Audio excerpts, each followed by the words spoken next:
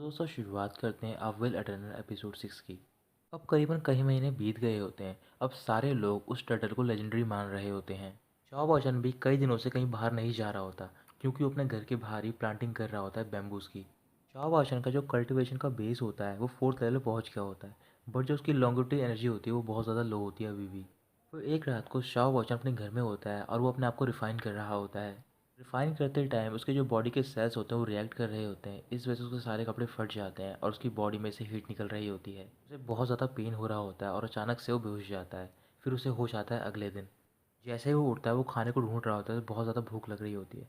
फिर वो बाहर जाता है और वहाँ पर बैम्बू खाना स्टार्ट कर देता है। फिर उसे याद आ रहा होता है कि लेब्रेंड ने उससे बोला होता है कि तुम इस मार्शल आर्ट को आसानी से नहीं सीख सकते हो, क्योंकि जिसमें पेन होता है और जो हंगर होती है वो अनबेरेबल होती है आम लोगों के लिए। शाह वचन वहाँ पर कई और भी सारी चीज़ें ढूंढ रहा होता है खाने की, बट उसे कुछ भी नहीं मिलता। फिर वो बोल रहा होता है कि अगर उस चिकन ने मेरी वो पिल नहीं खाई होती तो वो शायद आज मेरी हालत नहीं होती। अब टाइम आ गया है कि उस चिकन को पे करना पड़ेगा। रात को शाह वचन एक फार्म में जाता है और वहाँ पर से वो चिकन चुरा रहा होता है। ऐसे ही कई रातों को वहाँ पर जाता है और धीरे धीरे करके सारे चिकन चुरा रहा होता है। कुछ दिन बीतने के बाद ये खबर पीक में फैल जाती है। फिर एक दिन जाओ शिनकी एक अनाउंसमेंट कर रही होती है और बोल रही होती है कि मेरे मास्टर को उस चिकन के विंग्स चाहिए किसी चीज़ के लिए, बट जो चिकन थीव है उन सबको चुरा कर ले जा रहा है। मैं चाहती हूँ कि आप सारे मिलके उस चिकन थीव को पकड़ें और जो भी उसे पकड़कर मेरे पास लाएगा मैं उसे अपना जेड पेंडेंट दे दूँगी। वहाँ से शाओ वैजन भी गुजर रहा होता है और उसकी सारी बातें सुन रहा होता है। तभी शाओ वाचन को एक आइडिया आता है और वो शाओ जुनकी से बात करने के लिए जा रहा होता है। फिर वहाँ पर एक डिसिपल आता है और उसे रोक लेता है और वो जाओ जुनकी से बोल रहा होता है, क्यों ना हम स्पिरिट टेल चिकन को 3 और 5 के ग्रुप में डिवाइड कर दें। सारे चिकन्स पे हम अपना एक मार्क लगा देंगे और उनकी रखवाली करेंगे मॉन्क।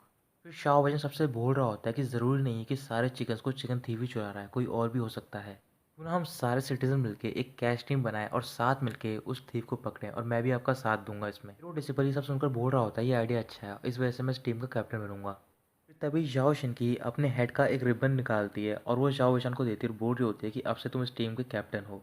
फिर शाओ बाशान टीम बनाना स्टार्ट कर देता है और वो बोल रहा होता है कि हम इस टीम में उन्हीं डिसेबल को लेंगे जो कि फोर्थ लेवल से नीचे होंगे। रात को कुछ स्टूडेंट फार्म की निगरानी कर रहे होते हैं और वहाँ पर शाओ बाशान भी होता है उनके साथ। कुछ देर बाद वो सारे डिसेबल सो जाते हैं। उनके सो जाने के बाद शाओ बाशान एक चिकन पकड़ लेता है। फिर उसे कुछ आवाज़ आती है और वो आवाज़ होती है शाओ शिनकी की। वो बोल रही होती है कि मुझे नहीं पता था कि मैं यहाँ पे आऊँगी तो फिर मुझे ऐसा सीन देखने को मिलेगा। शाओ वचन बहुत ज़्यादा घबरा जाता है और वो खड़ा हो रहा होता है क्योंकि उसे लग रहा होता है कि अगर ये बात ली क्यों खा यानी कि उसके अंकल को पता चल गई तो फिर वो उसे यहाँ से निकाल देंगे और वो अपनी उम्र भी नहीं बढ़ा पाएगा इस चिकन की वजह से। फिर शाओ बॉयचान दूसरी तरफ घुटने के बल बैठ जाता है और वो माफ़ी मांग रहा होता है। तभी वो देखता है कि जो शाओ शिनकी होती है वो दूसरे डिसिपल से बात कर रही होती है और उन्हें डांट रही होती है। शाओ शिनकी शाओ बॉयचान की तरफ देखने लग जाती है। तभी वो एक्टिंग कर रहा था और बोल रहा होता है कि मैं उस चिकन थी को पकड़ने में लेट हो गया और मेरी वजह से चिकन मारा गया। जाओ जिनकी शाओ वचन के पास जाते उसे उठने के लिए बोल रही होती है। शाओ वचन मना करता है और वो कह रहा होता है कि ये सब मेरी वजह से हुआ है, क्योंकि मैं इस टीम का कैप्टन हूँ तो फिर मुझे जिम्मेदारी लेनी होगी। आपको मुझे पनिश करना चाहिए। जाओ शिनकी दूसरे डिसिबल की तरफ घूर कर देख रही होती है गुस्से में। जाओ शिनकी शाओ जन के पास जाती है और उसे उठाती है, उससे बोल रही होती है कि इसमें तुम्हारी कोई गलती नहीं है, तुमने अपनी ड्यूटी निभाई है। पूरी रात यहाँ पर पेट्रोलिंग कर रही थी और तुम ही अकेले डिसिबल थे जिसने कि अपनी पोजीशन को होल्ड कर रखा था। तुमने चिकन को अपने हाथ में पकड़ रखा था ताकि तुम उसे सेफ रख सको। तुमने अपनी ड्यूटी निभाई है, भले ही हम उस थीव को ना पकड़ पाए, बट तुम उस पेंडेंट के हकदार हो। फिर वो शाह वचन को घर भेज देती है। उसके जाने के बाद शाह वचन की बोल रही होती है कि अगर शाह वचन की तरफ कुछ और डिसिबल हमारे सेक्ट में आ जाए तो फिर ये कितनी अच्छी बात होगी।